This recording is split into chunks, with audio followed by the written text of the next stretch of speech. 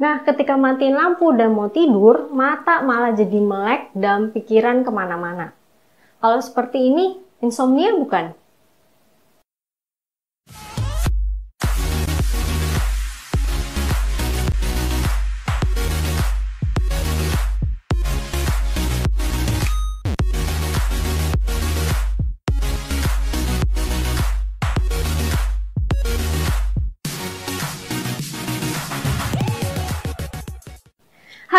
Hai, halo semuanya. Senang sekali bisa bertemu lagi dengan kalian di channel Joy Pilabella.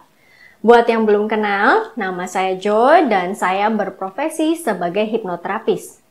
Di channel ini saya akan berbagi tentang hal-hal yang berkaitan dengan kesehatan mental dan kehidupan kita sehari-hari. Kalau kalian tertarik dengan topik-topik tersebut, kalian bisa subscribe supaya kalian bisa dapat info dari video-video terbaru saya yang lainnya. Insomnia sering banget terjadi di banyak orang dan mungkin hampir semua orang pernah mengalaminya. Ada yang cuma sebentar, tapi ada juga yang berlarut-larut sampai mengganggu banget. Orang-orang yang datang terapi ke tempat saya juga sering mengalami kasus insomnia. Jadi ini sudah memang hal yang sering banget terjadi. Kalau kita search di internet atau di buku-buku, ada solusi-solusi yang sering diberikan untuk mengatasi insomnia. Ada yang bilang mandi air hangat dulu sebelum tidur. Ada juga yang bilang minum susu hangat dulu sebelum tidur. Ada juga yang suruh bayangin domba loncatin pagar. Lama-lama nanti bisa tidur. Dan lain sebagainya. Semua hal itu efektif atau enggak sih? Sebelum kita ngebahas lebih jauh tentang insomnia dan gimana menanganinya, kita akan terlebih dahulu membahas mengenai proses bagaimana seseorang dari kondisi bangun menjadi tertidur. Ada perbedaan besar ketika kita beraktivitas dengan kondisi di mana kita sedang tidur. Perbedaannya di mana? Ada yang tahu? Perbedaannya jelas pertama di aktivitas fisik dan juga di aktivitas otak. Aktivitas fisik bisa dilihat jelas dengan adanya gerakan fisik.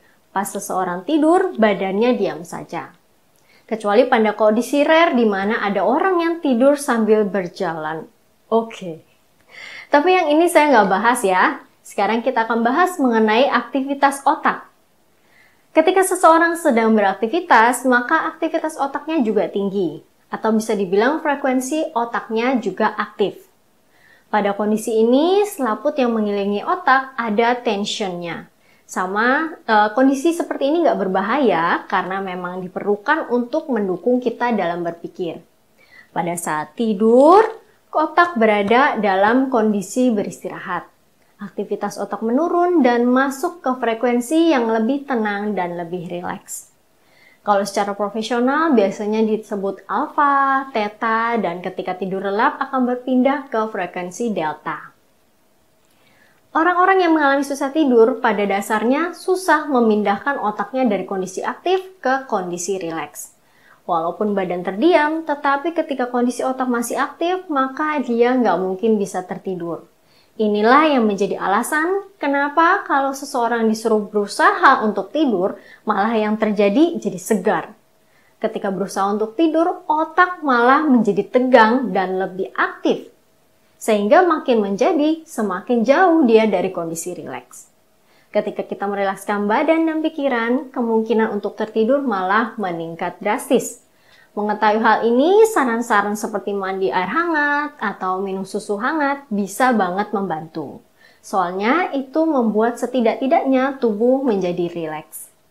Ketika tubuh rileks, otak menjadi lebih mudah untuk rileks dan tidur jadi lebih gampang dan lelap. Tapi tetap aja, dengan teori sesimpel ini masih banyak orang yang susah untuk merasa rileks, sehingga sampai menjadi insomnia. Nah, kalau mau tahu apa aja penyebabnya dan bagaimana mengatasinya, tonton terus video ini sampai habis ya. Dan kalau ada teman atau kenalan kamu yang juga mengalami masa insomnia, jangan lupa share video ini ke dia. Atau tag langsung aja orangnya di description box di bawah. Di komen deh ya. Seperti tadi saya bilang mengenai insomnia atau susah tidur, ini sering banget terjadi pada banyak orang. Saya pun kadang-kadang masih susah tidur juga. Tapi kalau kita tahu sumber susah tidurnya kenapa, kita akan punya solusi gimana untuk mengatasi si susah tidur ini. Penyebab pertama yang mau saya ceritakan ini adalah yang paling tipikal banget, dirasakan oleh klien-klien yang saya handle. Masalahnya apa? Masalahnya nggak jauh-jauh dari aspek psikologi. Keluhannya biasanya insomnia aja, tapi ketika digali lebih dalam baru ketahuan sebenarnya ketika mau tidur pikiran mereka justru menjadi aktif. Yang ngebikin aktif adalah timbulnya pikiran-pikiran yang mengakibatkan rasa cemas, anxiety, dan sebagainya. Rasa cemas dan anxiety dan lain-lain itu akan menarik pikiran-pikiran sejenisnya sehingga jadi seperti siklus yang nggak habis-habis. Dan baru berhenti ketika orang tersebut benar-benar kecapean. Jadi dia baru tidur kalau energinya sudah habis. Fokus pada mengatasi kecemasan nggak membuat kita mudah tidur, karena seperti dijelaskan tadi, semakin kita fokus mengerjakan sesuatu, otak kita akan semakin aktif dan menjauh dari kondisi rileks. Kalau dalam proses hipnoterapi, biasanya saya ajak untuk mengetahui sumber kecemasannya tersebut. Umumnya, saya dapat jawaban yang hampir selalu sama. Jawabannya adalah ekspektasi. Dalam kamus saya, ekspektasi adalah suatu harapan atau keinginan yang tidak didasarkan pada realita atau fakta, tapi didasarkan pada imajinasi atau angan-angan aja. Dan ekspektasi itu muncul nggak cuma dari diri sendiri, tapi bisa juga dari orang-orang sekitar. Ekspektasi diri contohnya ketika kalian lihat orang lain yang lebih sukses dari kalian dan kalian juga pengen seperti dia. Atau ada juga teman saya yang bilang dia susah tidur karena dia pengen performance-nya 200%. Dan itu tergolong ekspektasi juga karena tidak didasarkan realita. Presentasi maksimum aja 100%, nah kalau mencapai 200% kan nggak masuk akal. Kita bukan amubah yang bisa membelah diri atau Naruto yang punya jurus Kage Bunshin no Jutsu untuk memperbanyak diri. Sumber ekspektasi juga bisa datang dari orang lain, misalnya dari orang tua pengen kalian dapat nilai bagus, pengen kalian cepet nikah, atau punya pacar, atau lain-lainnya, atau bisa juga dari sosial yang menginginkan kalian untuk jadi orang dengan karakter atau sifat tertentu. Ketika kalian secara nggak sadar atau sadar menjadikan si ekspektasi mereka ini menjadi bagian dari pemikiran kalian, maka otomatis kalian juga terjebak dalam kondisi tersebut. Dan siklusnya dari ekspektasi ke pemikiran, ke cemas, tegang, akhirnya susah tidur. Ekspektasi umumnya mustahil untuk dicapai. Dan ketika nggak capai, secara psikologis kita akan merasa kalah dan menjadi loser. Yang mana tentunya kita nggak suka berada di kondisi tersebut. Kondisi di mana kita merasa nggak bisa ngapa-ngapain atau mengejar sesuatu hal yang sepertinya jauh dari diri kita.